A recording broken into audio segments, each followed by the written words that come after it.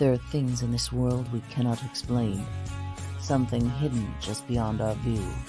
Journey with us as we attempt to pierce the veil between our world and theirs. Join us as we pass through the doorway to the dead.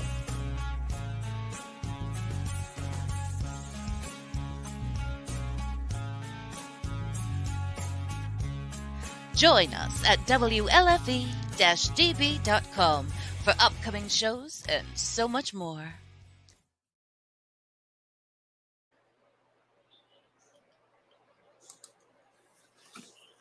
All right. Hello, everyone. Tonight, I'm going solo. Want to welcome everyone in. Dave had an opportunity come up today to partake of the Ravens football game down in Baltimore with his dad. And so, obviously with, his father and stuff, you got to take advantage of it while you can. So we wish him well.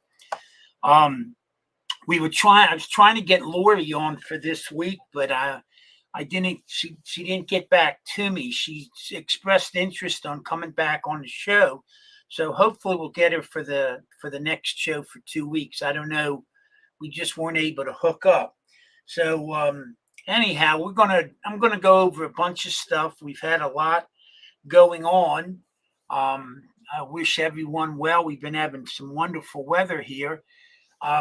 Yesterday we tried to do a live feed from a site from Antietam battlefield. This was just few days ago. Today being the 19th or 17th was the 159th anniversary of the Battle of Antietam. That was September 17th, 1862. Now let me see. Oh, here's the private chat. Let me key that so I can see.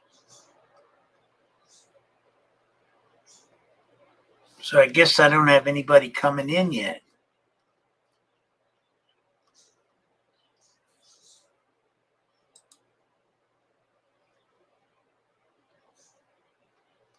No comments. Here we go.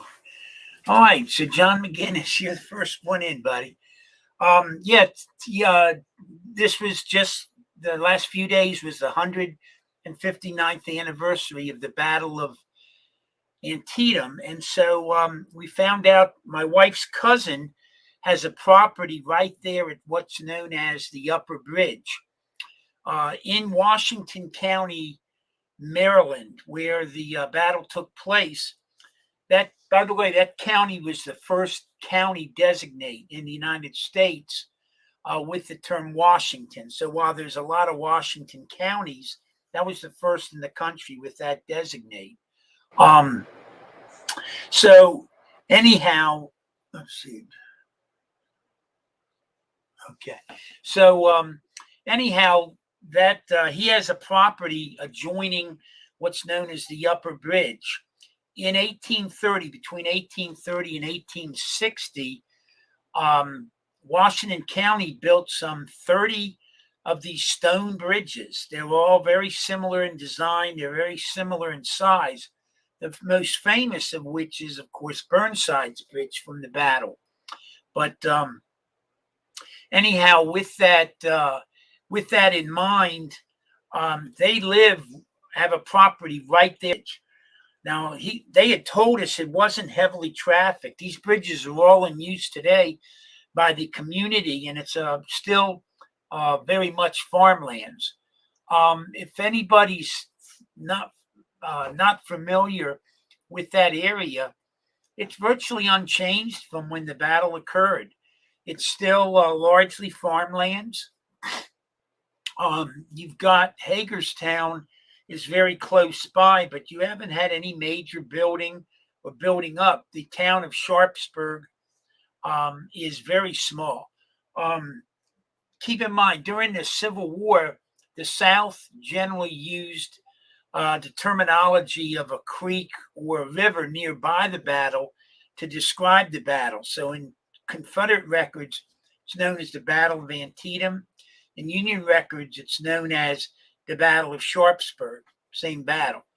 That would be true like Stones River and Murfreesboro and things like that. But Anyhow, the area is virtually unchanged, so it's really neat when you get down there. The only thing different from when that battle occurred is some of the sight lines and some of where the woods are have either receded or come forward. But anyhow, so we went down there, and unfortunately, we're in like a depression on the backside of the battle. We're about 1 mile as the crow flies to the actual scene of the battle. The cornfield is no more than a little over a mile up onto the right.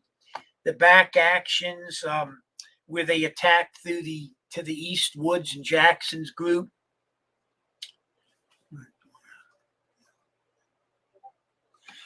Anyhow, those areas are all right there. So we had heard from the resident of the house. There had been a local reputation that the house was haunted. And in addition to that, it's not real popular with a lot of the paranormal groups, but evidently some groups have gone there and done some investigation. So we figured everybody sort of had the itch. It's been a while since we went out. So we went to set up. We were trying to do a live feed, but unfortunately there is like virtually no reception down there, internet and whatever. So the live feed was not successful. Dave did take some pictures and some stuff, which we'll later post up. And it was pretty neat. Before we got in and around the bridge area, we actually, I went up and had sort of a private tour of some of the areas of the battlefield. And as we're going through there, I'm using the system on the phone where you get the Ovilus reads, and so anyhow, it was corresponding. Matter of fact,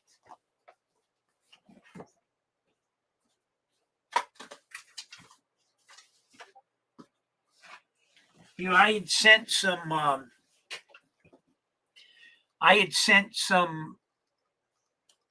Let me see what's going on here. It might.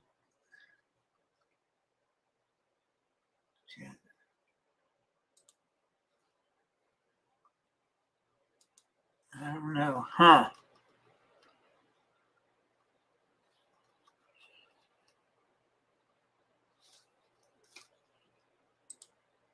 Oh, okay. There, now we're okay. Now I'm wanting Sandy, Theo. Hey guys.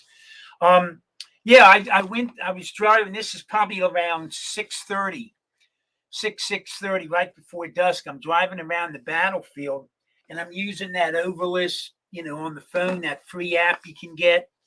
And here's some of the words that are coming through. I'm picking up paralysis, decapitated, assault, get ready, struck, hands off. As we got up near the cornfield, it was giving me almost there. And just as we entered the edge of the east woods, it gave me Thomas Jackson. That was Stonewall Jackson's position. Graveyard, bled, carry the day, veterans, funeral, struck came up several times, cannons, bled. So anyhow, the Ovilus obviously was pretty aware that I was there in a battlefield. They had, a number of general soldiers were killed there, and they had the cannons stuck upside down where they fell. To give you a little insight, which I really wasn't that familiar, that particular area, the upper bridge, while there was no actual fighting there, the fighting is just up on the ridge.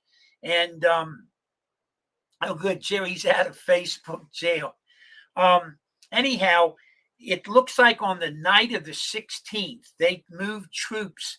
McClellan was actually with General Hooker, moved troops across this upper bridge, moved one of his corps. As he did so, then Hooker was a chronic complainer. He's complaining that he's the only Union men on that side of the Antietam Creek with Lee. So to reinforce him, he sent General Mansfield over that bridge as well. So 2 of the 5 corps were on that side of the creek in that lower bed. What they basically did, where the bridge is, and just up from the bridge is the Little Antietam Creek, which also has some of these stone bridges across it. So the troops crossed over there in a low area on the creek and also at the bridge. So you had basically almost half of the Union positions crossed over there. They went up. It's like I said, it's down in sort of a lower depth. They went up the ridge and they could actually see the southern positions. So they knew where Lee was, just above them. And they pulled back. It was rainy on the 16th. So they pulled back down to those encampment areas. And actually, at the time, as you come over the bridge, there's a road that cuts to the left and takes you right up into a major portion of the battlefield. But there's also a road that was there at the time that goes up toward the right. And that's the one the troops basically initiated at. When they got up there, then they swung off, and because they were moving away. Now, most historians believe that McClellan really didn't intend to fight Lee there. This action of moving his troops over to an attempt to flank Lee was to do so to sort of force Lee off of the field. And Lee really didn't intend to fight him there because he had his men in Harper's Ferry and other places. So he was trying to bide some time to get his army back together. But it's interesting, the troops went up. They ascertained and knew where the Confederate positions were for the most part. And then they came back down into those areas. The morning of the 17th, it was very foggy, misty. And so as they moved up early in the morning, I mean, this is like 6 in the morning, 5:36, the Union troops were on the move up in the higher fields. And literally, you couldn't really see anyone. And then, of course, they ran into each other, and then the fighting started. It was that particular day is the bloodiest day in American history as far as casualties from war and conflict on a single day. And then it set a whole chain of events off. But the really neat thing is, you've never been to Antietam, to really go there, it's virtually unchanged from when they actually confronted the battle. Now, the interesting thing is, where Gettysburg seems to have so much activity and things related to the battle, Antietam tends to be pretty quiet. There are reports, and people have picked up stuff over the years. But I know I had done Antietam 4 or 5 times in investigations before I got my first EVP. And it was only recently where we really had a neat conversation. Mike Simpson was with me, and my sister and her husband. And we were doing a phasma box in the Sunken Road. Sunken Road was horrendous. There were more casualties in this small little, I don't know, it's not even a football field in length, but in that 100 yards, 100 and so yards, there were more casualties than on D-Day for the U.S. Army. It was a horrendous scene. But anyhow, I was doing a phasma box session down there in the pit, and we picked up a soldier named Caleb, who was from one of the North Carolina groups, and he was killed there. And his sister was there. She had evidently came up. They were from Chapel Hill area, and she had recovered his body. And they those two talked with us for about 20 some minutes. And we've got this interesting recordings with a real Southern twang, and they're talking about didn't talk about the battle. They talked about themselves and their lives back home. I wasn't under any impression that Caleb didn't realize he was gone. And he didn't answer us as to whether or not he had passed over, but I'm assuming he had.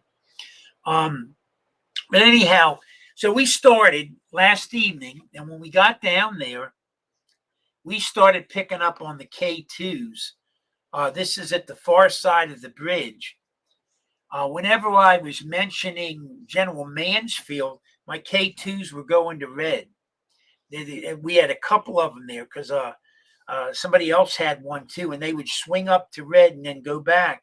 And we did that for a good 15 minutes where I would be baseline, 1 dot green. As soon as we mentioned General Mansfield, it would go to red. Now, we're not saying we were contacting General Mansfield, but we were under the impression that it was some group leader in his thing. Good news is we had Haley with us last night. First time we've been together since all the COVID stuff. And she was picking up a lot of interesting items. There's a small little, it's maybe 30, 40 feet to the edge of the creek.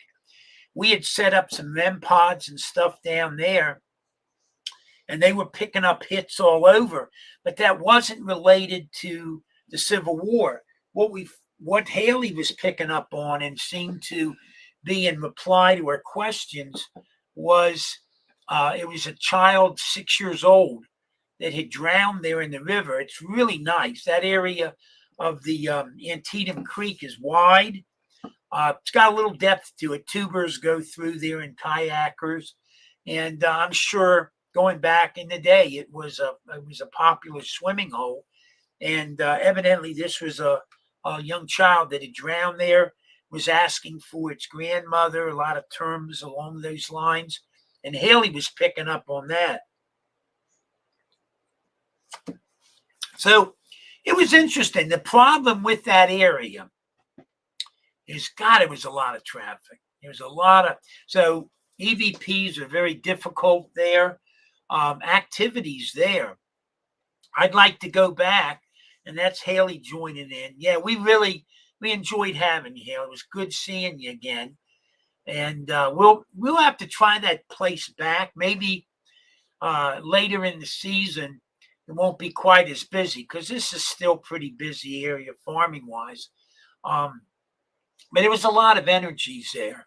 I was picking up on a lot of the pathos. I was really picking up on the anxieties of the boys and the soldiers there, and sort of like it was the day before the battle.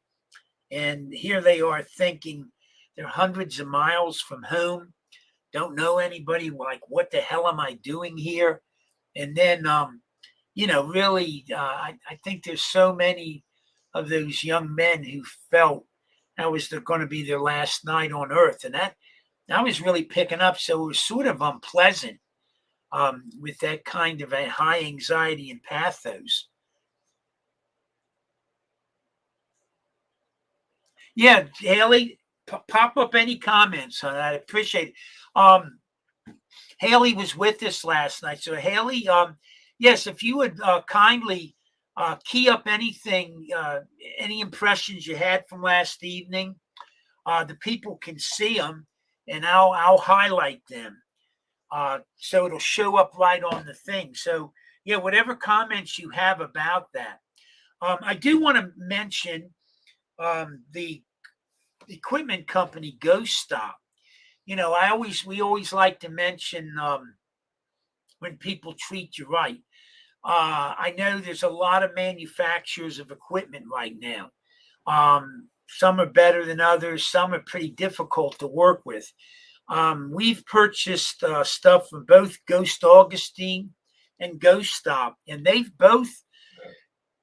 really stand by their equipment. We had another GS2 that went up. I'm not sure exactly what happened, but they wound up replacing us with a brand new GS2, and they've made some renovations to the GS2 now, so you can alter the field.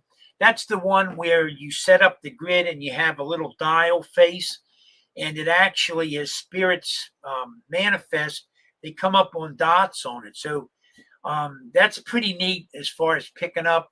We've had some experiences before where the spirits have identified their numbers with us, and we've been able to see that with the GS2 and verify it. And then, like, say one of them leaves and states they're leaving, and then we see one of the dots goes away. So anyhow, I want to credit their company for standing by their product. Wasn't a cheap product, so I'm really glad we got one that works. In my notes for doing this. Another thing I wanted to mention about some stuff going on. We are also in the process over there at the Hoover House. I guess about 10 years ago, they used to have a ghost and history walk over in Waynesboro. And the gentleman who did that, he's gotten up there in his years and he just can't get around. The one was about a 1 mile walking tour. And so he was gracious enough to present us with a lot of the information. So we're sort of expanding on that, and we hope to shortly reinstitute that Waynesboro Ghost Walk. And Steve, being the entrepreneur that he is, he's even trying to get it so we might even have a mobile walk. In other words, instead of a walk, it might be a bus unit to take you around to the sites, and probably we'll try to negotiate with some of the places that we can get in for a short period. So getting some great history on the area. And I just thought a couple of the cases, stuff that's in and around the Waynesboro area, might be of interest to anybody tonight. The one, and I had not heard this before, it was called Exploding Graves. Hagerstown, Maryland is only maybe 15 miles or so from Waynesboro. And in Hagerstown, very famous cemetery called Rose Hills Cemetery. It's really neat. If you haven't been there before, it's a cool place. They actually have a lot of the Confederate soldiers buried from the Battle of Antietam there in Rose Hill. The Antietam, there are a few Confederates up there in the National Military Park in Antietam. Most of those are Union soldiers. The Union actually offered to bury the Southern soldiers there, but the South didn't want that. So they're buried in a lot of the local cemeteries other than the military cemetery there in Antietam. And Rose Hill's one of those. They had dedications there by a number of notables, including Eisenhower and General Fitzhugh Lee when he was governor of Virginia, when they were doing some of the reinterments of some of the Southern soldiers that died in those conflicts. He dedicated that area. They've got a large portion of that set aside for those. I've walked around there on a nice day, and Jerry, we still got to get in there. While the weather's nice, maybe we go up there this week one day. I'll give you a buzz, but just go up there and you walk around. It's generally the road noise isn't so bad because it's a big cemetery and you can get far off the road. And I've picked up some great EVPs in there. But anyhow, there's a ghost story about that I had never heard. In July of 1975, the aging caretaker of Hagerstown Rose Hill Cemetery stumbled across a nasty, unexplainable surprise. At first, he was sure it was a case of vandalism, but it turned into a disturbing mystery. The grave of a 3-year-old who had been buried in 1912, seems to have exploded. The headstone was moved aside, and the sod around the grave seemed to have been heaved up, and a hole had been created down to the sarcophagus, which had been shattered into several separate pieces. Police and cemetery officials had absolutely no explanation for the disturbance. Their conclusion was that whatever caused the mess had come from down below and not from up above. The child was temporarily removed and found to be in an amazingly good condition, obviously the body of the child. After the reinterment, nothing further disturbed the child's final sleep. So I thought that was an interesting case, something from inside the ground. Now that area's got a lot of caves. So I don't know if it had to do with some karst formation. And then, Jerry, if you care to add some comments on this, they talked about Jacob's Church, which is, Miller's Church Road. And that's if you leave out of Waynesboro, just a little into the Maryland line, you come across what's known as Jacob's Church Cemetery. It's found on Miller's Church Road. On the cemetery grounds once stood a one-story brick Lutheran church built in 1841, which replaced an earlier church made of logs. In the 1730s, this brick church was believed to be used in satanic rites. The church had been severely vandalized and burned to its foundation. The cemetery itself is quite eerie. Many stones had been knocked down, shattered, or defaced. The earliest readable markers are engraved in German and are dated into the early 1790s. Legend has it that satanic sacrifices were made here and that at least one lynching took place in the nearby woods. Visitors have reported the whispers of children and the screams of women. Several visitors report a mechanical clanking in the woods in the fall of the year, and at least one visitor had his pocket rifled by an unseen hand. Paranormal group out of West Virginia took some spectacular photos of all kind of various anomaly rocketing about the graveyard. This is a sacred place that has undergone severe emotional upheaval. If you visit the place at night, be careful. And if you see a hearse gliding by on the road nearby, pay it no mind. A resident owns it and likes to scare off people at night. So I know Jerry's been to the place. They actually have converted it in years past to a one of those haunted houses that they run around the Halloween period. But evidently, there's a lot of activity there in and around the cemetery, and that's a place we got to get over and check out too. I made some notes here for tonight. Now,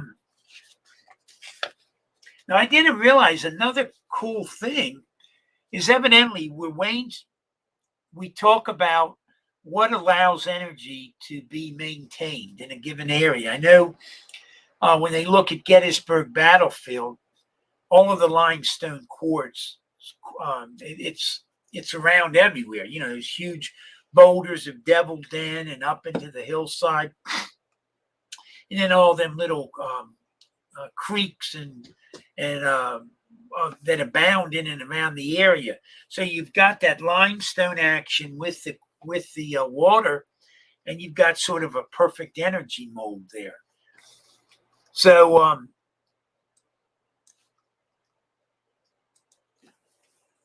anyhow, Waynesboro, where the Hoover House is, evidently it is the whole underground of that is a giant cave. And over the years, as they've gone to build various things, they broke into the cave. When the first sheets store they built there, those gas stores, when they blew it, they found a beautiful cave with all kind of formations. When they were dynamiting to build the hospital, they also blew another portion of the cave. There's some rumors that those passages run for great distances up into the South Mountain.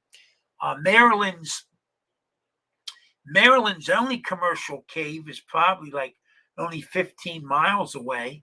And I know there's a ton of minor caves we used to do when I was in high school in and about the area. Back in the 1800s,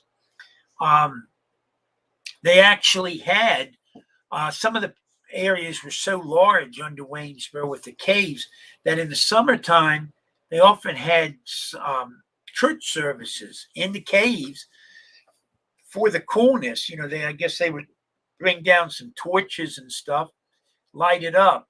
So anyhow, I didn't realize that it looks like the whole town's over one big giant karst formation with all these caves. I don't know that any of them are open now, but the caves play an integral part. A lot of the buildings on Main Street at one point or another in their history had access to some of the cave passage. And so the people would in their basement have that open for storing fruits and vegetables over the years or other things, particularly before the refrigerators came into play. Another thing is a number of these caving shelters, and it's pretty well documented, were involved in the Underground Railroad. The Underground Railroad, of course, ran in those couple decades before the Civil War, where you had the strong abolitionist movement and those against slavery in the country were working to basically free the slaves or help slaves get free from the southern states. And so as they would travel about, there would be contacts or routes to give them safe contact from point to point. I know where we live in Chambersburg, we had a lot of activity in the Underground Railroad. Waynesboro did as well, and evidently these caves were an integral part of what occurred with Waynesboro. So we've got a number. Actually, they had worked up 3 separate tours in Waynesboro for both the history and the ghosts. Some of those buildings are rumored to have 8 or 9 ghosts, and there's a whole bunch of neat stories concerning them. Here's the one I was reading. This is pretty cool. One of the other B2Bs in Waynesboro is known as Rose Manor. So it was an assisted living facility since 1991. Before that, it was the Anthony Wayne Hotel, which was destroyed by a large fire in the town, 1976. Mrs. Hockensmith reports that Rose Manor's occupation of the old hotel, strange things happen around the clock. And she had on several occasions called in psychic investigators to get to the bottom of the incidents. The kitchen is so eerie that few employees are willing to descend the stairs to the basement. In the kitchen, lights and the radio often turn themselves on and off. Employees often mention being brushed by something cold. Before anyone occupied the facility, the elevator would travel up and down on its own. And at times, all the security cameras would stop working altogether. Oftentimes, they would hear a dog running the halls on every floor. This was captured on film, yet no dog could ever be found. The director herself had heard a disembodied voice calling for help me. The weirdest thing of all has to do with room 215. In the 1970s, a drug runner who was trying to escape capture leaped from an upper window and anyhow wound up electrocuting himself on some electric wires just outside his window.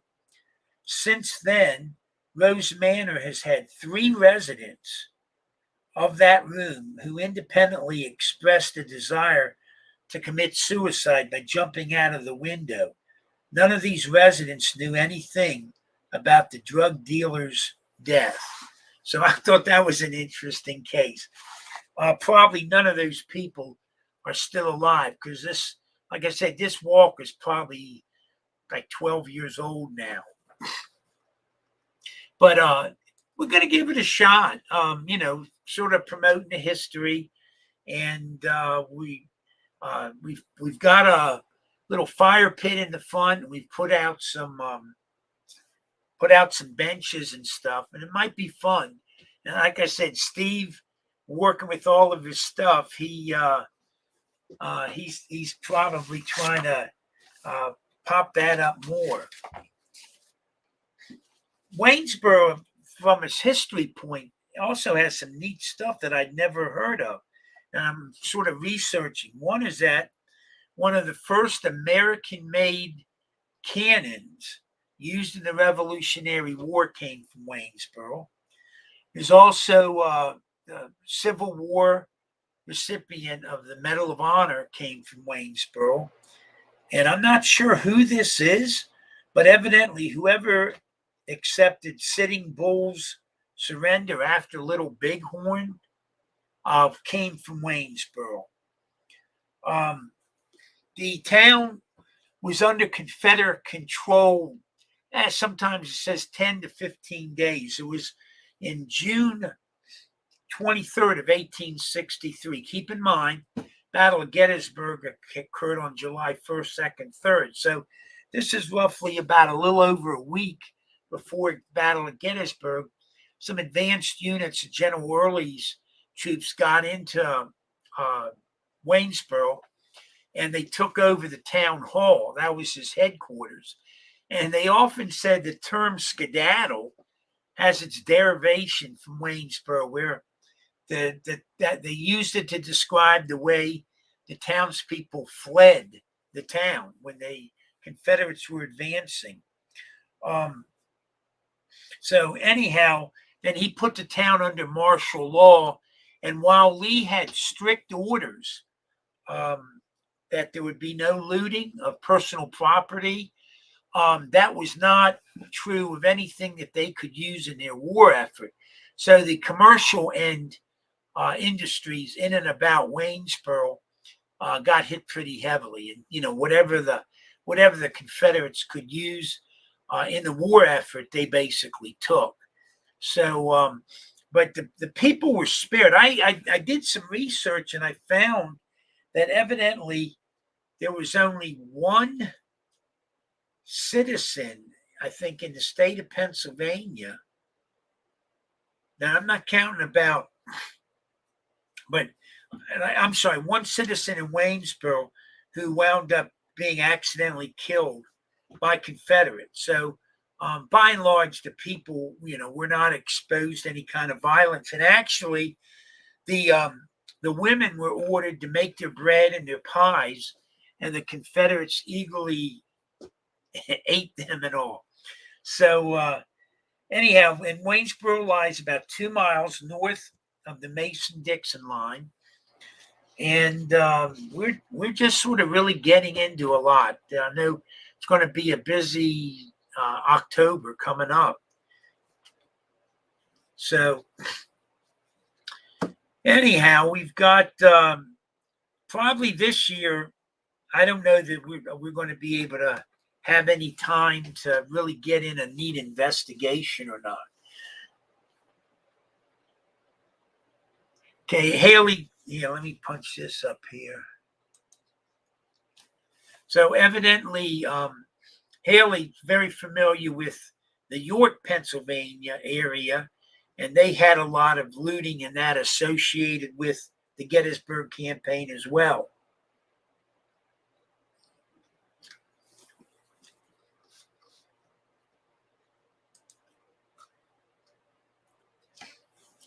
Um, we're going to try to next year. We've got a couple of places we'd really like to get to. So we will be having several investigations out of the state. Um, Hopefully, um, with the if COVID can stay at bay so it doesn't become an issue, we're going to pursue and start to set up a couple of those areas and try to set that up. I know we might.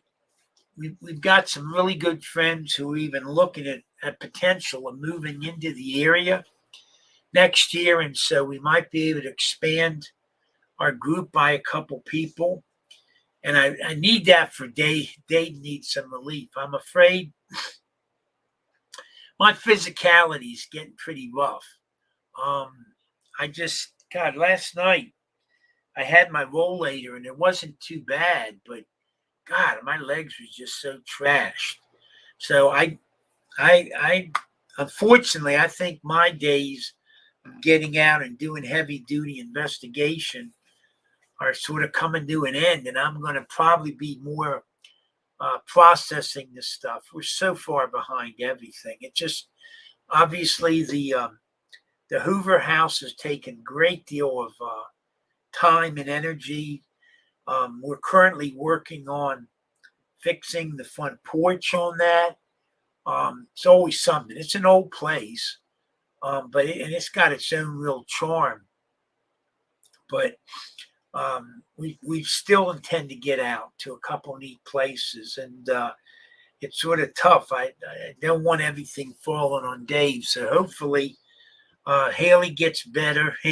Haley says she'll get a scooter for me. Yeah, I try to do everything I can. It's just I don't think I'm doing the greatest at beating old man time, but such is life. Really sorry. I was really hoping that we'd have Lori on tonight, but then maybe that worked out for the best since things worked up for Dave to get to the game with his dad. So hopefully we'll be able to get in touch with Lori and get her set up because I know everybody seems to really enjoy that. Is anybody out there got any kind of investigations or that going on lately? So if you do, please let me know. I know want to also send out our sympathies and our condolences to a good friend of ours. Um, I don't know. It just seemed with social media, you get you're sort of really aware of everybody, even though it might not be somebody you see on a regular basis. But I know a good friend of ours, Miss Lola Carr, she had a loss in their family and stuff. So we certainly we want to send out our deepest sympathies for that.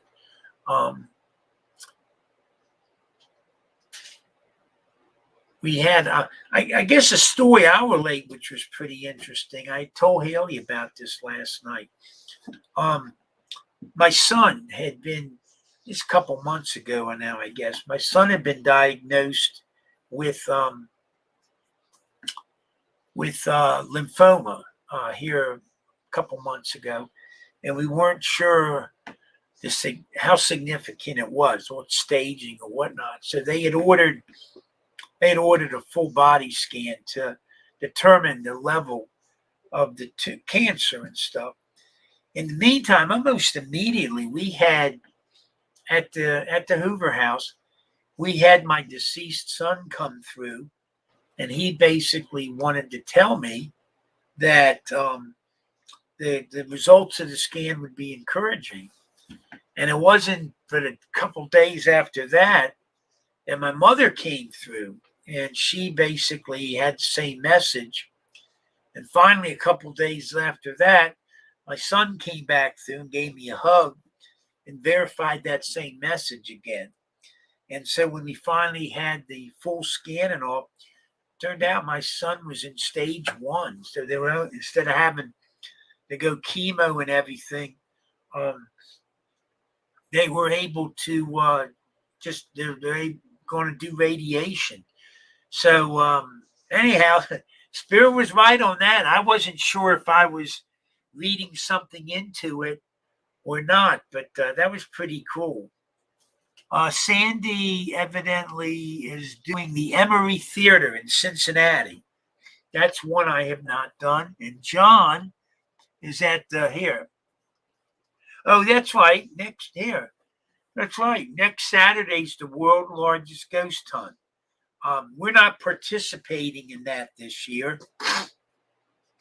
Turns out my mother-in-law is having her 90th birthday. So we've got a big family celebration in play there at the Hoover House, and people coming from out of state and all that stuff. So instead of getting into the paranormal next Saturday, we're just going to have a family hoedown, celebrate her 90th birthday. And then here's Sandy is doing the Emory Theater next weekend. That's an idea too. We were talking with someone the other day, and ideas about where people's favorite places or a place that they're really interested in getting in and investigating. So if anybody has a place they'd like to go see and all that, by all means throw it up there. Jerry's talking about his house. He's got a bunch of spirits like that. Yeah, they have addressed the bees, Jerry. Yes, they have.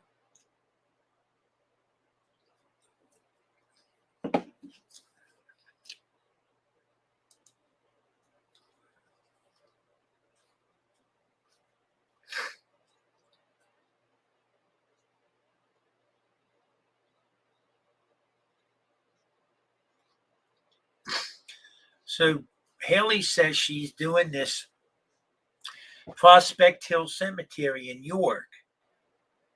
Tournaments from every American war and local ghost stories to boot. I think you've told me about that before. See, I think I'm going to get back more into some of the. Okay, that's a good question.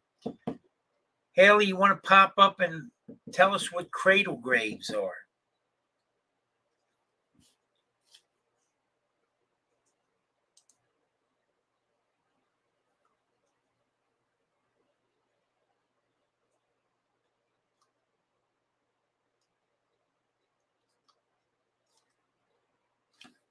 So I know, I think most all the Octobers are keyed up with investigations and stuff. I haven't really got a listing of those. Let's see.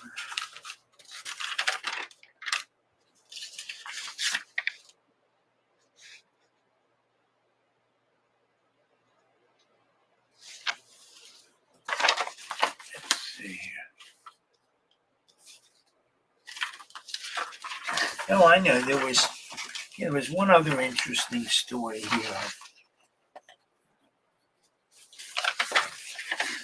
There's evidently a location in and around the Waynesboro area called Durr's Hill, Derr. It says many folks grew up on ghost stories, and most of them have some basis in fact. Wandering into the woods at night could be interesting, as you never knew what you might run into. If you care to explore Durr's Hill east of town, there are two legends you might want to know about. The first involves a gentleman who dresses in outdated clothing. This unsubstantial spirit is apparently wandering around looking for one of the boundary markers that has been moved. At some earlier date, a trickster must have hid the markers, and apparently the specter cannot rest until it's replaced. One reportedly humorous encounter with the ghost walk went like this. A local stumbled across the distraught spirit carrying his ghostly stone. The spirit approached him and intoned, "What shall I do with this? What shall I do with this?" To which the frightened local replied, "Put the damn thing back where you found it, then turn and ran like demons were after him." The second legend involves an elderly gentleman who protects locals by throwing stones at them. The story goes that one evening the fellow crossed a section of friendly creek called the Fording. A log lay across the creek, off of which he stumbled and fell into the water, lantern and all. He was found drowned the next day. From then on, whenever children tried to go swimming in that portion of the creek, they would find themselves showered with small pebbles, the gift of a ghost who wished to prevent others from sharing his own fate. So they were two interesting stories I came across. Okay, now here's Haley Cradle Graves.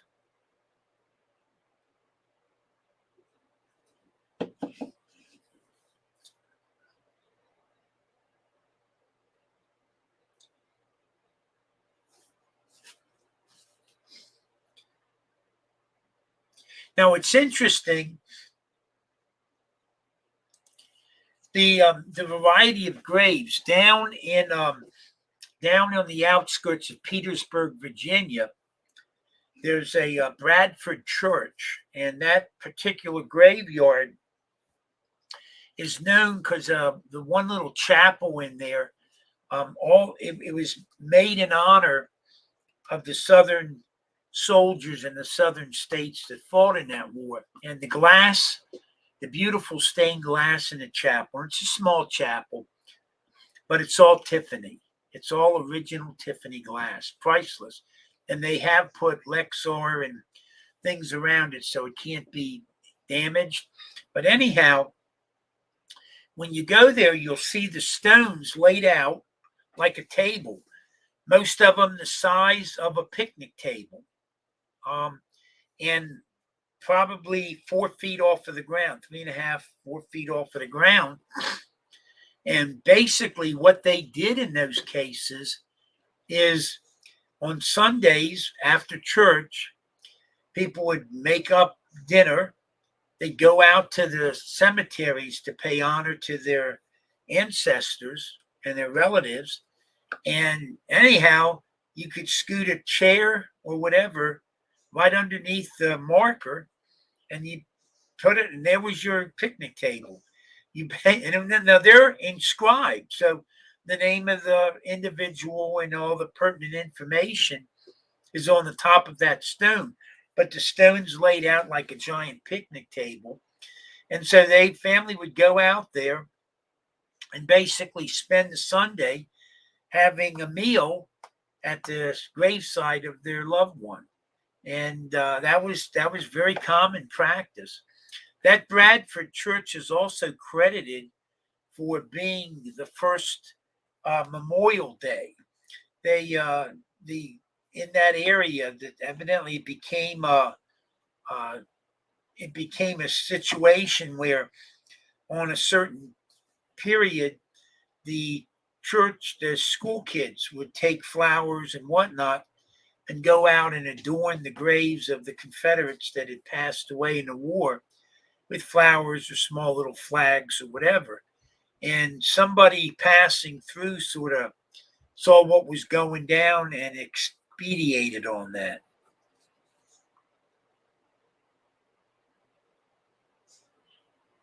Yeah, really felt great to get out last night, though. It's good seeing Haley again. Um, Glenn Williams was with us. We were running the Phasma box. Can't say we really got too much going on that. That was interesting K2 action on the with that one soldiers and that. And then Haley was getting a lot of action down with the REM pods and that near the creek's edge with the little child. Haley, any particular any particular impressions or stuff that you felt from last night?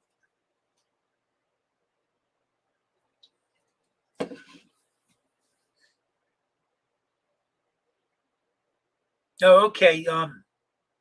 Jerry said at Rose Hill, they also have those tabletop grave sites where they would come in and post up. God, it's just been so long since I've been out doing my graveyard sessions. I got to get back to that. I guess, the Hoover House is just taking up doing a lot of investigation, but I guess most of it's been there, and I just haven't been out in my old routines. I'd really like to get out there and get about. I think I can still get around okay with my wool later.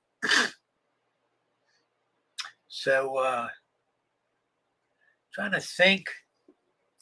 Really haven't come into any new equipment that seems to be a gotta have. I mean, it seems that right now, most of this stuff is just a redo of equipment that's already out there.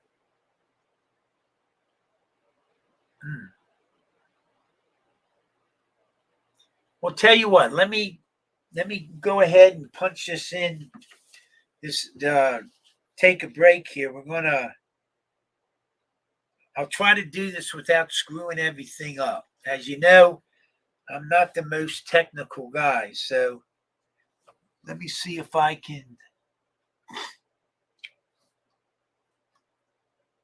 I want to end broadcast. Let me see here.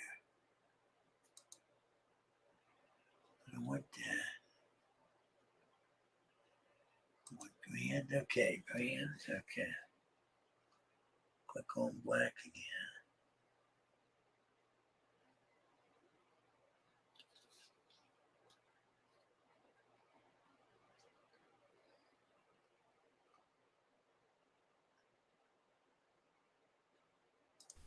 WLFE Digital Network is now on digital television. If you're into ghosts, Bigfoot, UFOs, and the creepy, then WLFE has a TV channel for you, Paranormal View.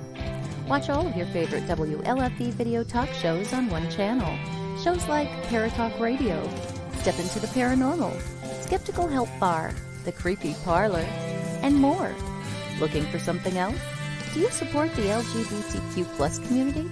WLFE has brought all of their LGBTQ shows like Inside the Drag Closet, Everything Yet Nothing, Across the Pond, and Rainbow Soul all into one place. A new TV channel called LGBTQ Friends. The third channel is a Variety Unlimited. Here you'll find a wide variety of talk shows you know and love, like Just Cindy, Card Pulls and Coffee, Real Talk with Dom, The Bipolar DM, Meet the Author, and Movie Review 5. The best part of watching these shows is that they're all available to watch at one location, one website, WLFE-DB.com. You are listening to WLFE-DBRadio.com, where our shows are your shows. Listen to the WLFE-DB podcast, available on Spreaker, Spotify, and iHeartRadio. Check out shows like Paratalk Radio, Inside the Drag Closet, and Step Into the Paranormal. Now, on to your favorite podcast app. This is Dominic Santasero with Real Talk with Dom. You are listening to WLFE-DBRadio.com, where our shows are your shows. Hey guys and dolls, this is Casey DeVille, the better half of DeVille Inc., Baltimore, Maryland. If you're ever in Baltimore, stop in and see me and Tony. Invisible Bree, 5920 Eastern Avenue, Baltimore, Maryland, 21224. Give us a call if you're in the area at 410-400-9641, or look us up on the web at DeVilleInc.com. DeVille Inc., where we specialize in you.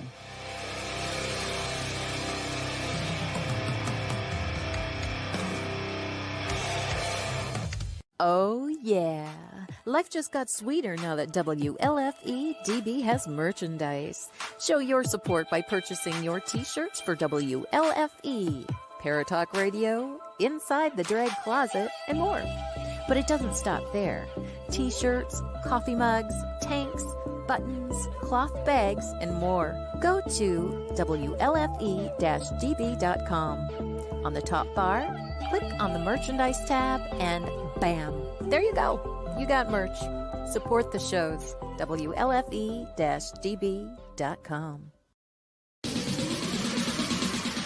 You're listening to WLFE DB Radio. Now, back to our program.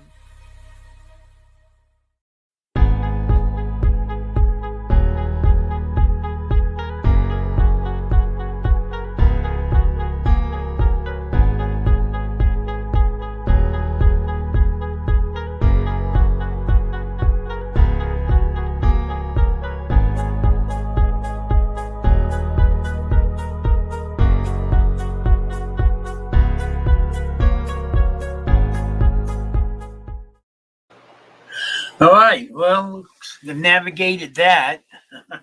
sorry. I'm just not the best today. Yes. I think I started picking up a cold or something yesterday, and just really not been sort of rough day for me. Nothing COVID or nothing like that. Just some sniffles and junk like that. But anyhow, this is I guess I think what I'm going to do is spend a little time talking about some facets of what we're learning over at the Hoover House and what I consider the direct communication with spirits over there. I have to say that since we've been involved with that, a lot of, like I said, I sort of got away from a lot of the investigating we used to do. Not that I don't enjoy it, but it seems we hook up with spirits where they're very receptive to question and answer sessions. We've really learned a lot. We sort of keep a record going of a lot what we've had there. Let me get here we go.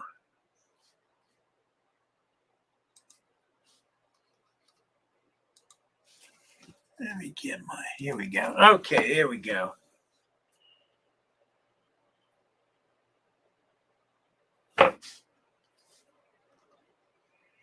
Let's see what we have.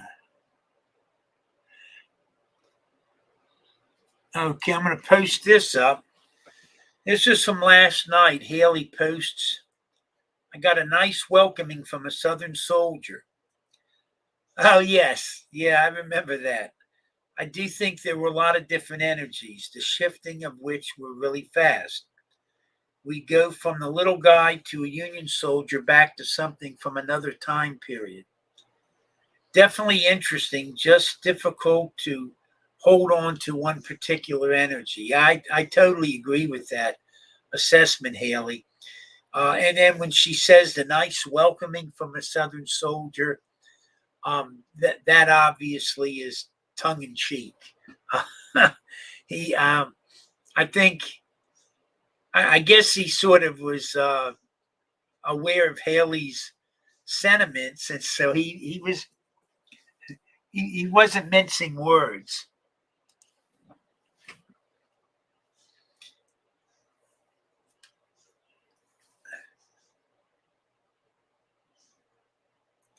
And yeah, Haley showed this before. It's a young girl from her grandfather's storing his basement, and see if Haley can pick up something from that picture. So next time we have you both over at the house, you have to come up, Jerry, and show her that.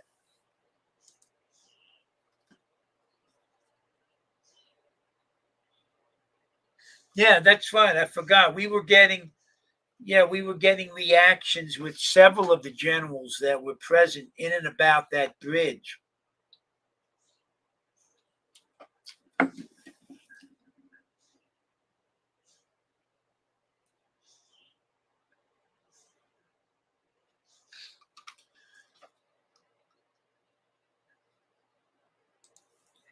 Yeah, thank you, Haley, for those comments.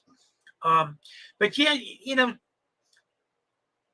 I guess for me, this just speaking for myself, the personal communication that we've had, um, hooking up families with their departed persons, um, it's just been real special. I mean, as I related that story about how both my son and my mother came through to me and were giving me clues as to what was going on with my other son, my living son. Um, I'm totally into it. I mean, I really had no doubts. I didn't say anything to my son at the time because not that he would blow it off or anything, but just, I didn't want to, I guess I didn't want to build him up too much and then have it maybe that it wasn't so. But we're finding set some rather set things. A couple of the things to run through for anybody who uh, to summarize, I guess we're finding that for the most part, when people pass away, at some point in there is a difference in time. Some people can be open and communicating within weeks of their passing. For most of them, it seems to be a more accentuated period where getting more like 6 months to a year. But we had a young girl who died in a real tragic auto accident come through within 3 weeks of her passing. And she had a message for a friend. It also seems like when we pass, that we have a sincere desire to reestablish or be accepted and loved by our family members that are still living. It seems that people maybe who haven't spoken for years over whatever, an argument, hard feelings, misunderstanding, when the person passes, they become quite aware, I guess, of the fullness and see things in a pure light, maybe a better understanding. And as such, the first thing they want to do is sort of reestablish some interpersonal relation with that person that who's living. And while they're in total agreement, the people living oftentimes are not in as good a perspective. And so oftentimes the resistance is from the living. I know a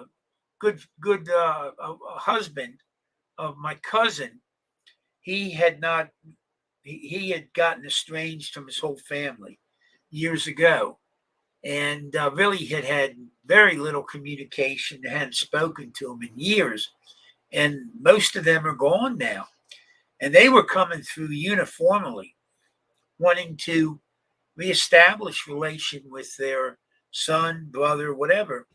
And he unfortunately at the time was dealing with his own family crisis. His daughter is quite sick and battling cancer. He just wasn't in a position where he was opening that can of worms and dealing with that at the same time dealing with the emotional aspects of his daughter and her battle. So they were willing to wait. I mean, I don't know much what they could do, but it almost seems instinctively that goes on. Another thing that's interesting is that we've had, and without mentioning any names, but we've had it come up quite a few times.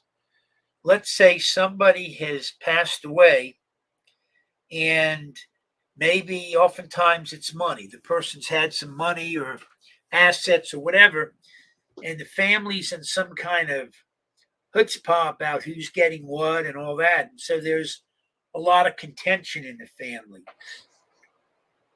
And that person on the other side who's now passed, they're not at all happy about that situation. I guess for them, the money is essentially useless, and it's some external effect. And so they, they're not too keen on that. And the infighting that can go on in the families, they look on them with a great deal of disdain. Now, some of them are just have been able to eliminate themselves from it. But in other cases, when it's been a problem to that person that's passed, they've got to relieve themselves of that burden before they can actually pass through to the light and to the celestial rewards. Because I guess there's got to be an acceptance and a forgiveness, and that's oftentimes the most difficult. Another thing we found is people who have died at their own hand, whether or not it was a suicide or whether it was through like this opiate crisis and an overdose of drugs. So oftentimes they didn't really mean to take their life, and they now realize the impact of their actions on the family and the grief they've caused, the other problems and situations. And so very strong actions. They want to come, they want to be forgiven for what they put on the family. They also want to know that they're loved, and they're very sorrowful.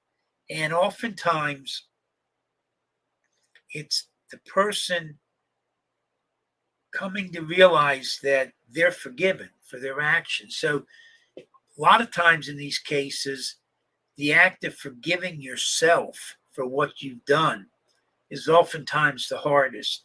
So we actually have a couple cases we've been working on at the house where we're hoping and helping the spirits realize that the family harbors them no ill will, that they indeed do love them, and they, there isn't even a question of forgiveness or whatever. They're forgiven. So we're helping those spirits realize that so that they can pass over. Another thing we found out oftentimes is as a family's going to have a new addition, this grandchild or someone's having a new sibling, that oftentimes the close relatives at hand, whether it's an aunt, uncle, grandparent, passed over parent, they hold that spirit and cradle that spirit or touch that spirit in the other world before that spirit comes to earth and begins its mortality. So they're very aware of that. Now, they don't seem to like to. They don't like. Seems to be they like to play games on, like, let's say couples having a new child and they want to know the sex of that child. Spirits, they're not too big into that. They like to mess around with that, and they give a lot of false representations, and then they laugh about it later.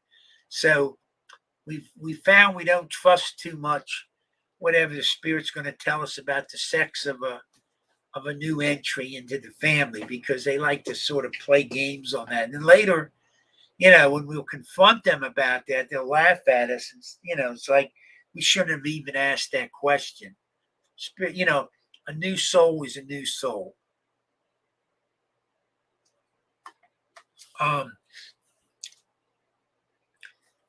They don't like to talk at all about any kind of time frame with someone's passing.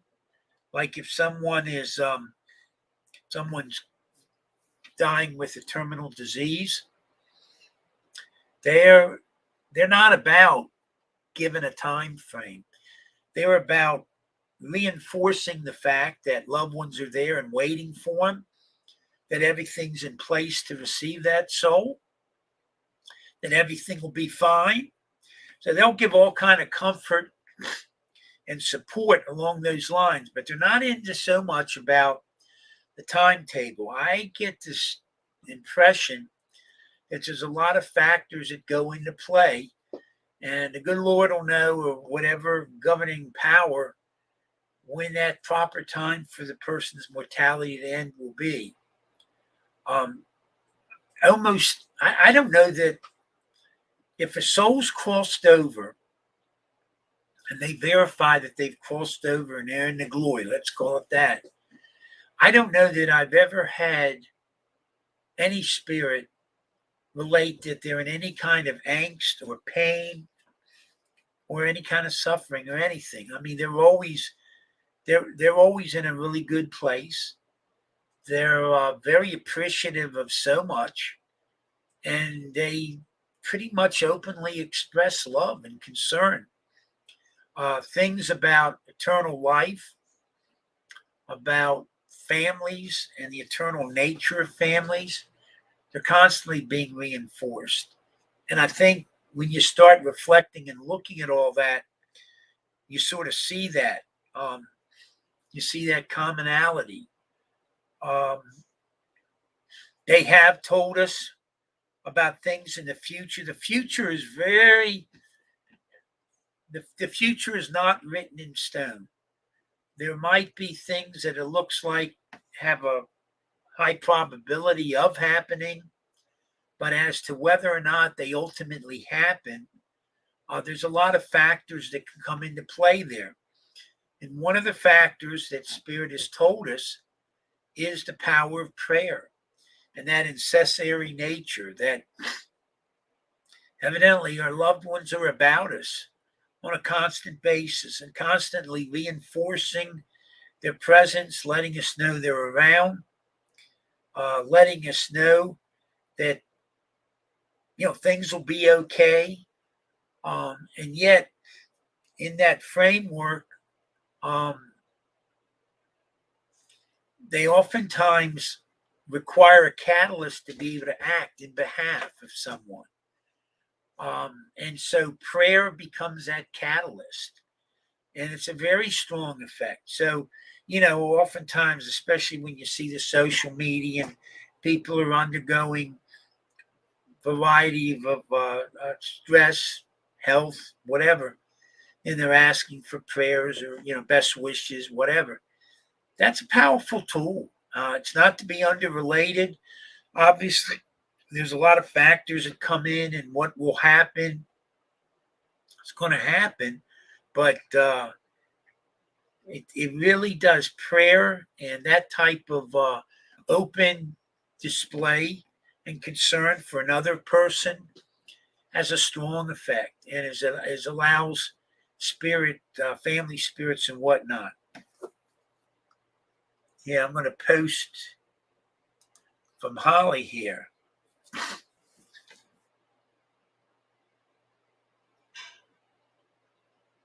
I know. Holly, of course, is, she's dealing with her own situation, but I think the way she finishes that really sums it up. It is a part of her lessons and strength. It truly is. Doesn't mean it's the easiest. Thanks for coming in, Sandy.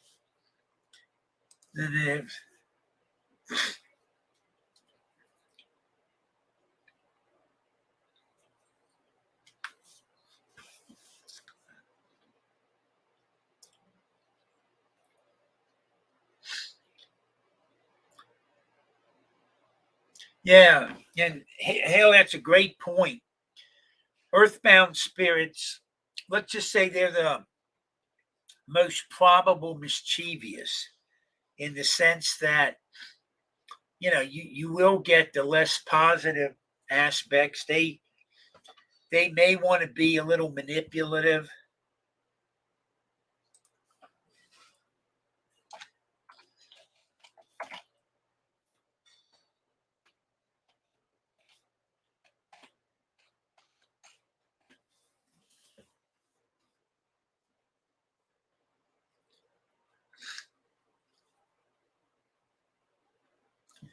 So yeah, that's a good point, Haley. I'd really like to. I don't know what the best way to go about it would be, but since we do so many sessions there and connecting with spirit and asking them a lot of questions about life, about death, what they can tell us, um, I'd like to have some kind of vehicle where people, friends, associates, whatever, can pose a question so that when we're doing an open session with the spirits, we can inquire to them these kind of questions and maybe see what their responses are, see what they're willing and able to talk about, and if they will. I've just found it very great, very gratifying.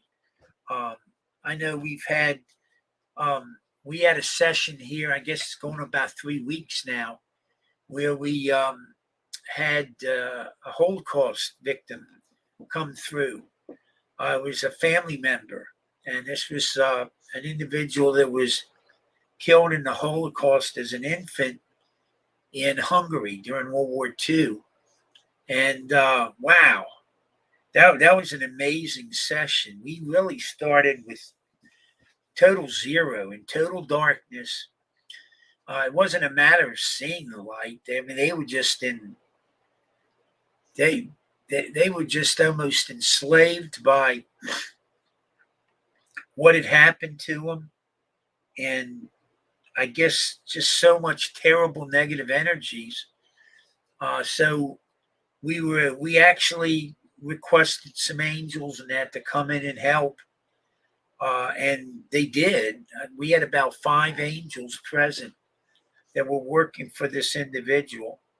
The process was about an hour and a half. Everybody at the table pretty much was having various visions, similar but all slightly different to what they were seeing as this person ultimately was able to come to the light and then pass through. We had another situation at the end of the bash.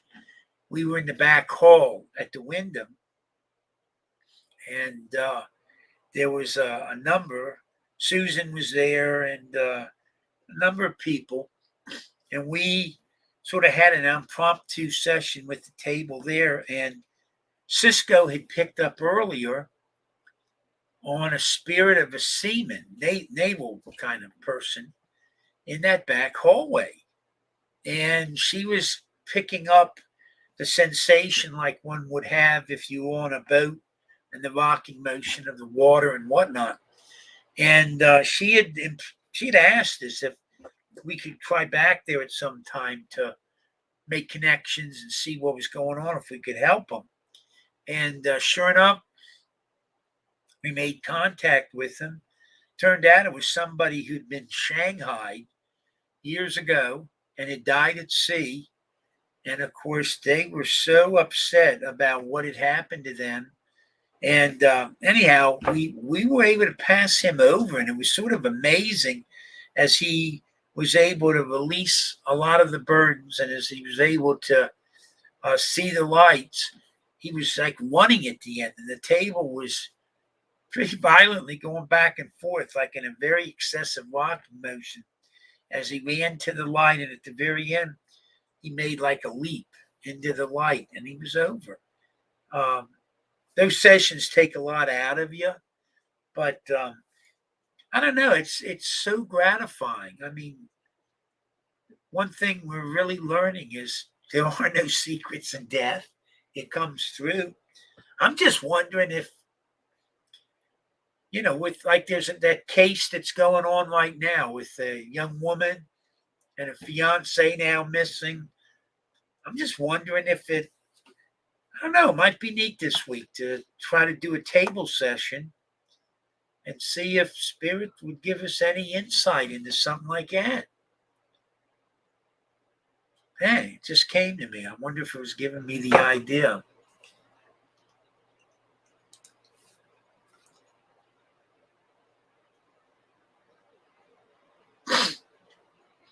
Patty, that's neat. We've had maybe 5 or 6 sessions so far where guardian angels have come through too. a lot of times they come through sort of, maybe the person's going to be entering a point of their life where it's going to be difficult. And so that guardian angel's making themselves present to know, to establish some kind of relationship. We had one situation where a younger girl in her 20s, and her guardian angel came through to verify that, I guess as a young infant, she had several consecutive bouts with pneumonia and had been critical. And evidently, the guardian angel and spirits had come through at that point in her life to save her life. And they came through and basically reminded her of that. And so that was interesting. Oh, they found her this afternoon. See, I've been watching the news. Wow.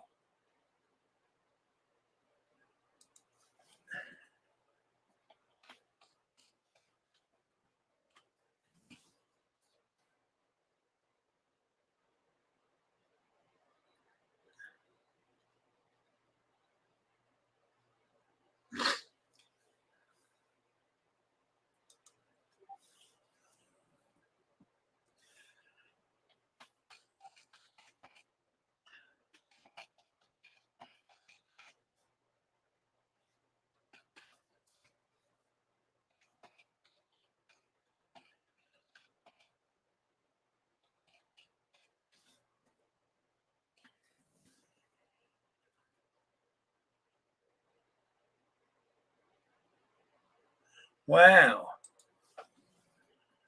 Cool.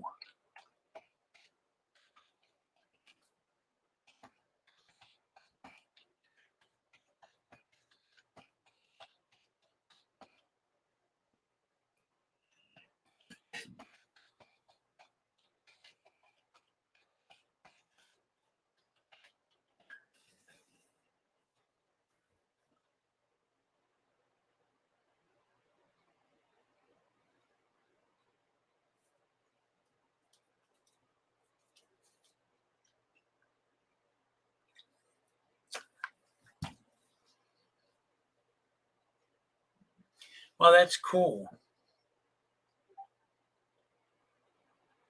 Very nice. Thanks, Holly, for letting me know.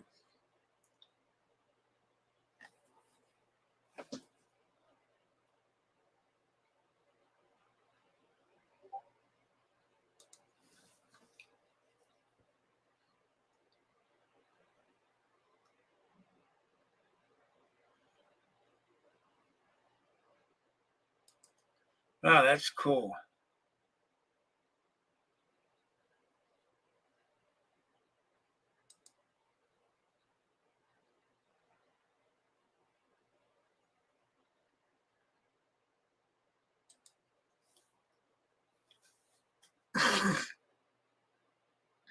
Wow, that's a weird.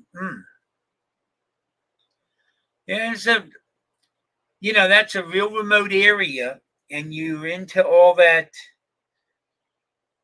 those areas and the missing 411 and all that stuff. People disappear there and are never heard and seen from again. So that's amazing. I'm glad for the family. Hopefully, the young man will show up. Wow. But yeah, it's I wish, I hope to be a better steward of the gift we've been given. Um, the communication seems so consistent and direct.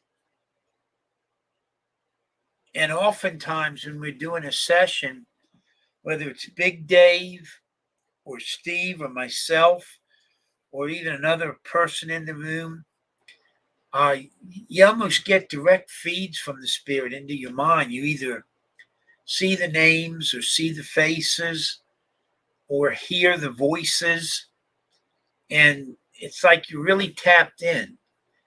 Um, the biggest thing is obviously it is draining. It really is. And so there's times when it sometimes takes me a couple days to recover from a real emotional session in that. I really can't imagine what the psychic mediums, how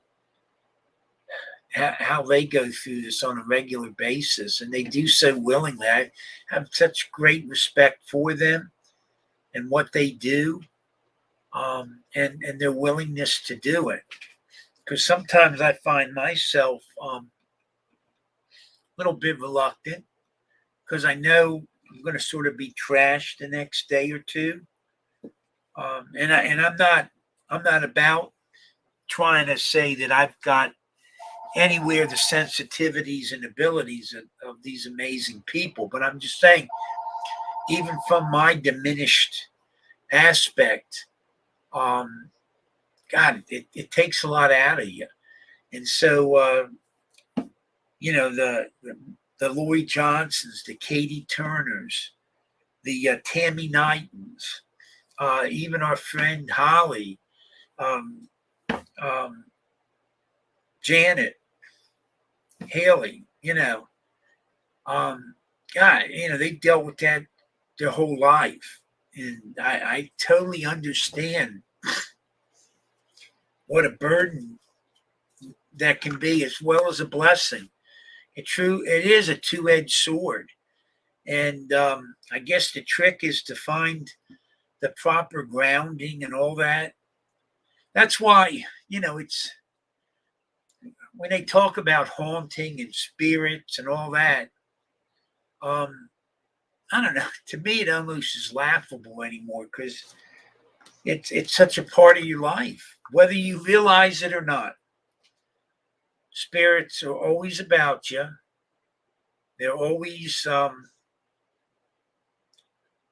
they're always supporting you and assisting you in ways that we probably can't even fully comprehend. And I guess a lot of times it comes down to our own interpretation of what's going on. But it's I know the last couple years between COVID and what's going down, and I guess the open exposure we've had with the Hoover House, and learning to communicate with spirit on that higher level, it's really been significant. Um, I I don't know. I don't know how much longer I have. Sometimes that it seems very close, but it's not a bad thing. I mean, it's it's just it's an inevitability. We're all going to pass through this mortality. Hopefully, we learn some real proper lessons. I don't know that I'd want to come back through and deal with a lot of the stuff again. Hopefully, I don't have to. But and I've really been blessed in so many ways. But it's the last couple of years has been very mind altering for me for sure. Um, I know when I can still think back to when Dave and I first got out and going on the battlefields at Gettysburg or Harper's Ferry, and how topical that was. We just to pick up a disembodied voice or to get that picture every so often. It was pretty amazing. It made your day. It was cool. It's really neat. But it's so much more than that now. Not to say that capturing a full apparition is still a thrill. Doesn't happen that much. Everything's got to be just right. And I have a feeling that a lot of that has to deal with the way it's supposed to be. Because think about it. if we knew for a fact, I mean, without any kind of questioning or whatever, it's not a matter of faith, it's not a matter of intrinsics. If you knew that you died, you had this change and all, and you just knew with all certainty, like it was a done deal. It would sort of defeat the whole purpose of our mortality and our growth and our improvement and our shaping ourselves into that form of energy that is pure love and light. And that's the whole intent. And certainly we progress at those things at different levels. I know just in reflecting myself, there's just so much about this world today that to me is just an absolute turnoff. I mean, nothing wrong in having assets and being well to do and stuff, but it's all about what you do with it. I mean, I don't know. There's just so many people that are caught in just a total waste, and just really pursuing everything that doesn't really matter. And I think Spirit in the last couple of years has really helped me realize everything in such a context. I'm very deeply indebted to all the wonderful friends and associates I've met. I learned so much from all of you people and your ability and acceptance. And I hope there's still, there's still a lot of questions I have. I hope I can just pursue that. We're really Dave and I are going to try to frame out these broadcasts better so we can start presenting some of our pictures as well as our sounds and all that, because we've just got so much stuff. I got a brand new computer because I think my old one is starting to get ready to crash. So I'm trying to get the stuff off of that, get it on the new computer in the new formats, and we'll start to create some files that we can use on the show going forward. So, that's in the list of many things to be done. I still haven't even gotten out of the box yet. It's in the other room. But we've got seeing Holly here and stuff.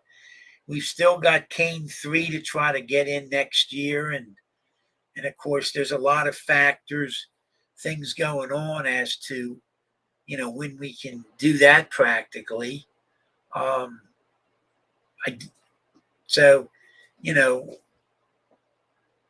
Seeing Patty on here, we haven't, my gosh, it's been probably 2-3 years since we've been out with Patty Kaplan.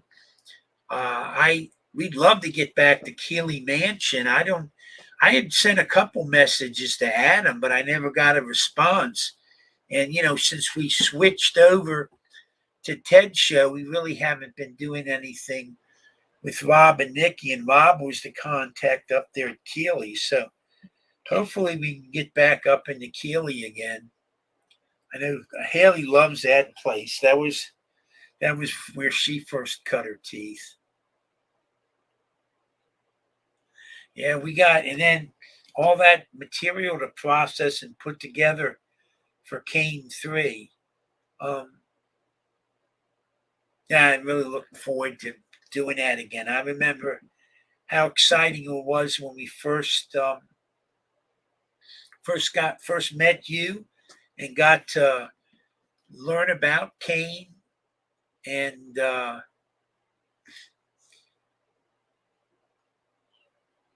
general. Holly said the general's been active lately. Wonder what that's about.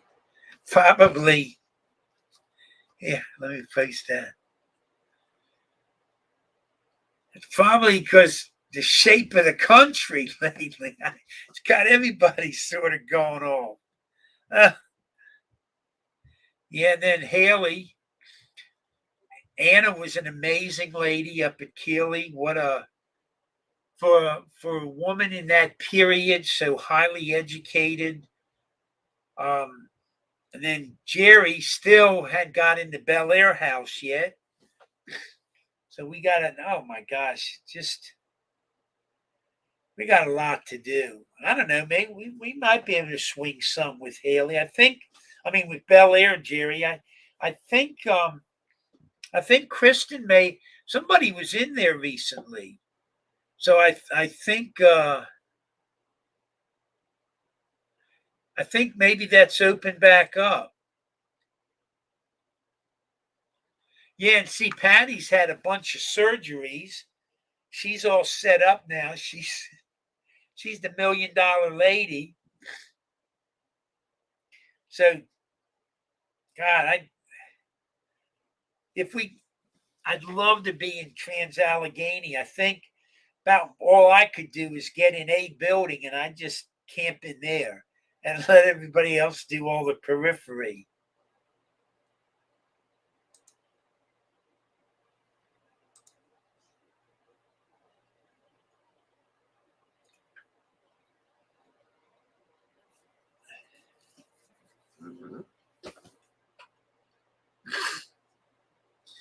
And then Jerry throws up, which they've been getting really good stuff. This Bub's Brewery, know a number of groups and teams lately been getting up in there and getting some really good stuff.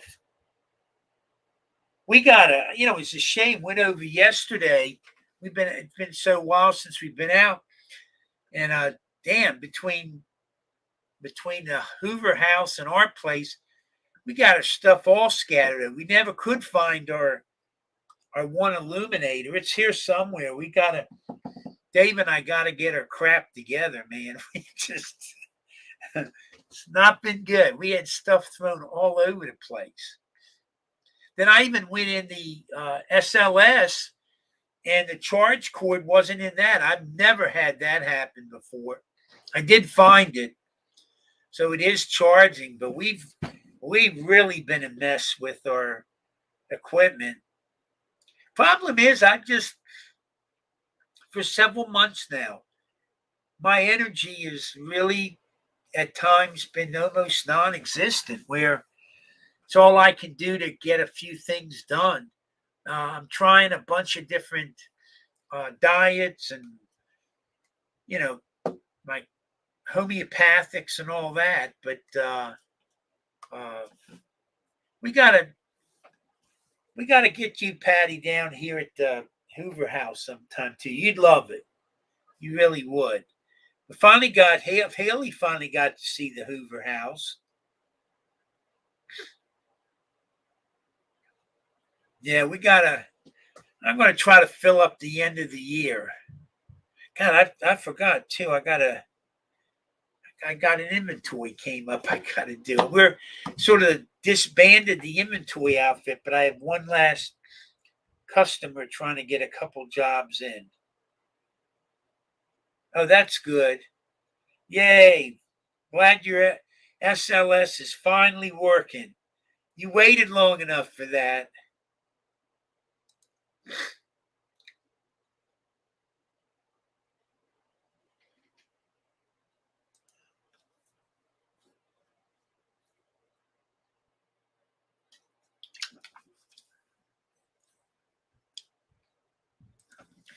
See if Patty.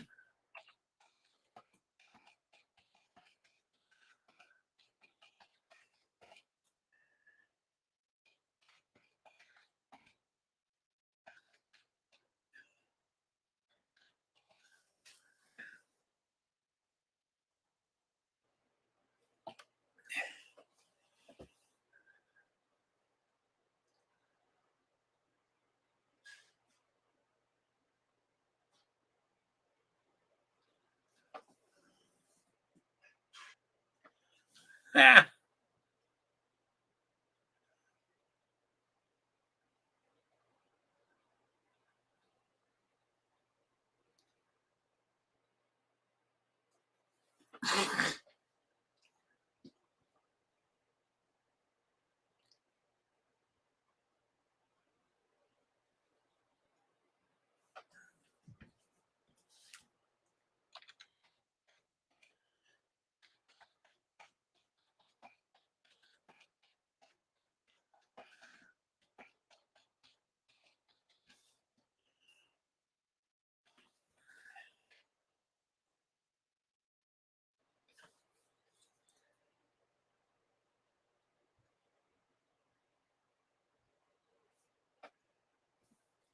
I've never really.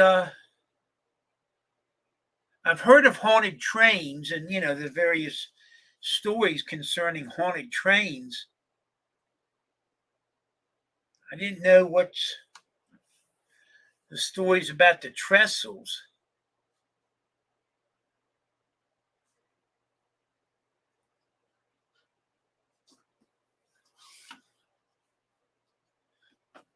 Another thing here about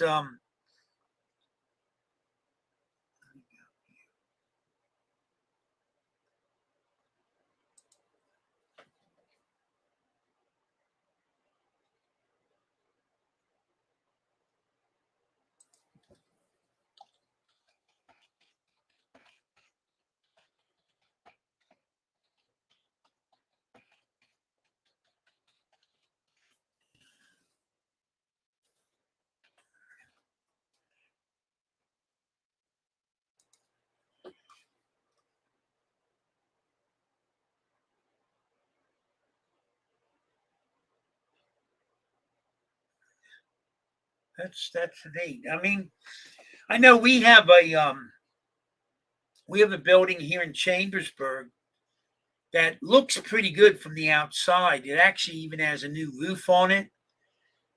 In the day, downtown Chambersburg was a major railroad um, transfer point. Of course, it played an integral part in the 1860 period.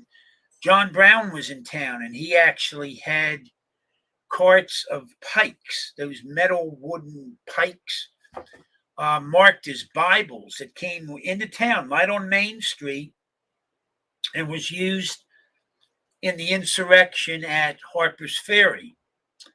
And anyhow, they had one of the old roundhouses, still exists here, and one of the local canneries that does fruits owns it. And it looks in great shape. Like I said, a new roof. Well, I talked to a worker. They no longer utilize it. Evidently, there were a few bricks or something had fallen from up top. So I guess they don't feel it's that safe. But he said they'd be in there working when they were using it for some of the canning process. And they would hear at the far end where they evidently cleaned the steam engines, they'd be cleaning the steam engines again. Well, they hadn't been cleaned in 50 years. It hadn't even been that. But he said, yeah, no, there a lot of times you'd feel people around you, spirits to call. They'd hear all the steam engine stuff go off. So maybe that's all keyed into that.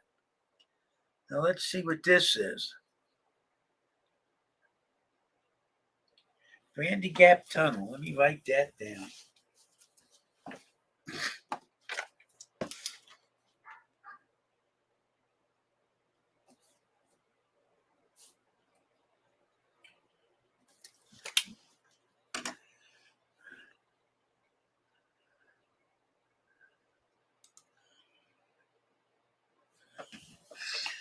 Downington.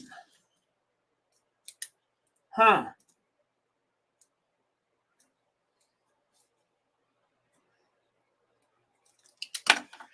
Oh, Dave did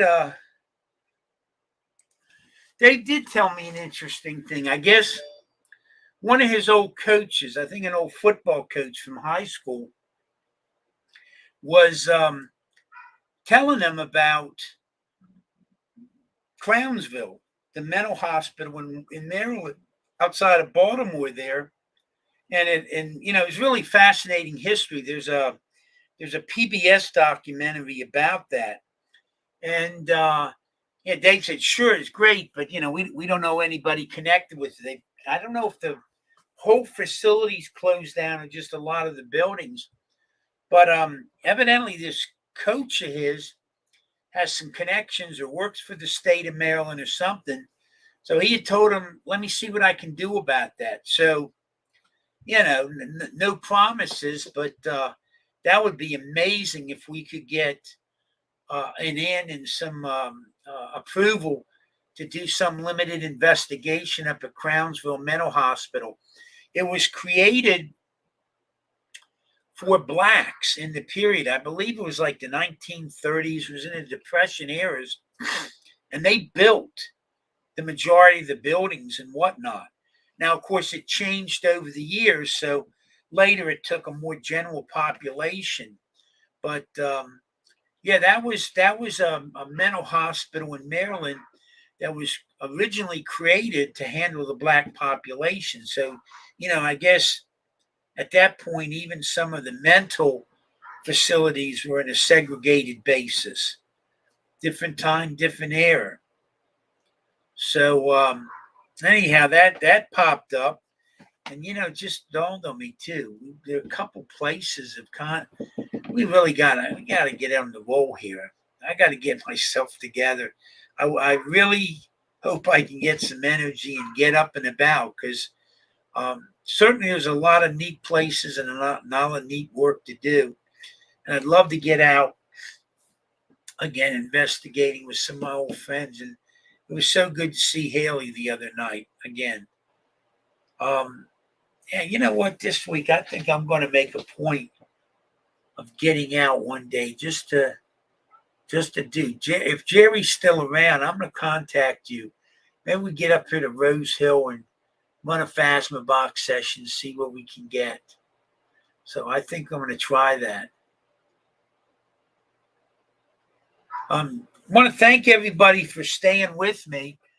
Again, didn't have Dave tonight, and luckily we got through it okay. And we were planning on having Lori, so we really didn't have anything else set up in the works, and it just we weren't able to hook up with her. So hopefully we'll have her set up going forward. So anyhow, want to thank everybody for coming on tonight. Yeah, let me mention.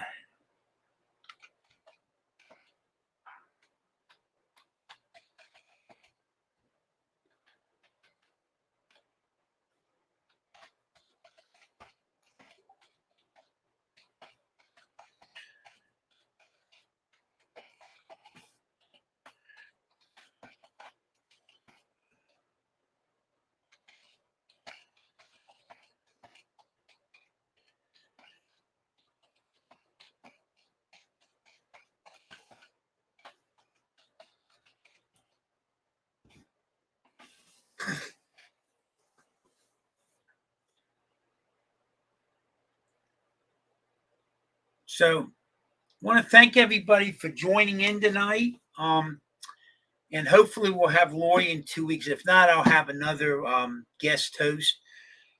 Maybe try to get our pet psychic back if I can't get Lori. So anyhow, I'm going to go ahead and close off a few minutes early here.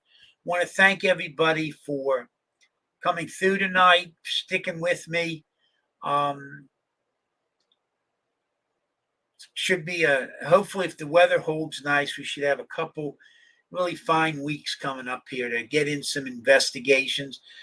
Let us know if you have any questions that you'd like me to ask our spirits about the other side and inflections. And anyhow, Holly, Jerry, Haley, Patty, thank you so much for tuning in. Wish everybody well. Stay healthy. We're doing okay here. Melissa got back to work. My daughter had tested COVID positive here a couple weeks ago. She was all stayed up in her head, and she never really got a fever, but she got the ache. She battled. It was about 4 days. She felt pretty like her butt was kicked, but she's over it. And today was her first day back to work. So nobody else came down with it. So anyhow, my best for all. Stay well, and we'll see you in a couple weeks. And hopefully we'll have Lori on. We'll post that up. And y'all take care. Good night.